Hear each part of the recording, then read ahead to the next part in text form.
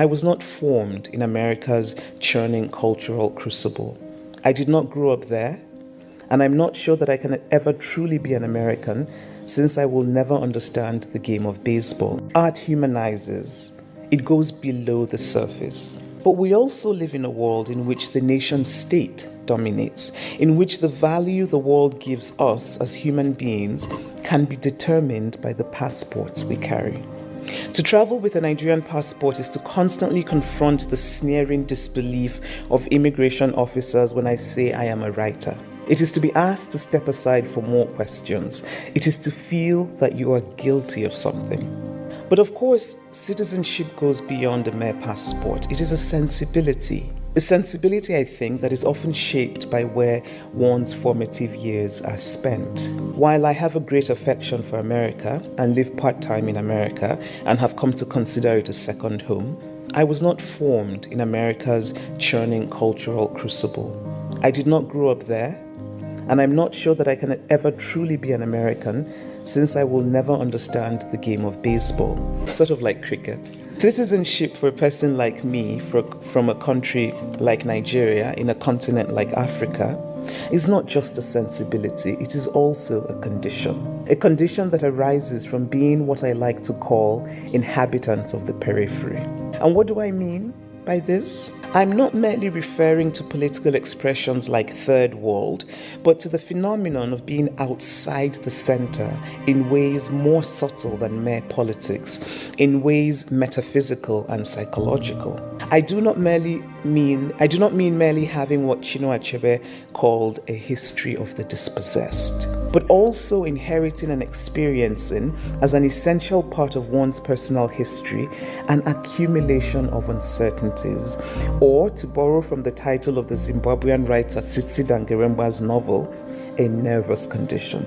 We are people conditioned by our history and by our place in the world to look towards somewhere else for validation. We are conditioned to learn a lot of untruths and half-truths about who we are, and some of us make the choice to consciously unlearn these, but even the very act of unlearning takes on a colonial coloration and feeds into our nervous condition. We are conditioned by the knowledge that we come from a place that has long been derided.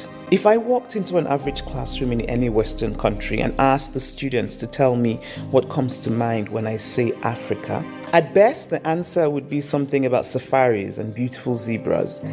At worst, it would be the usual stock images of poverty and war and helplessness.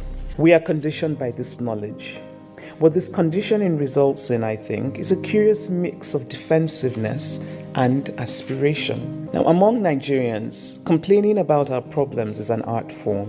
Most conversations quickly become a litany of complaints about government corruption, no light, no water, etc. But if a foreigner were to say the same things, to recite the same litany of complaints, Nigerians would become defensive, sometimes angrily so.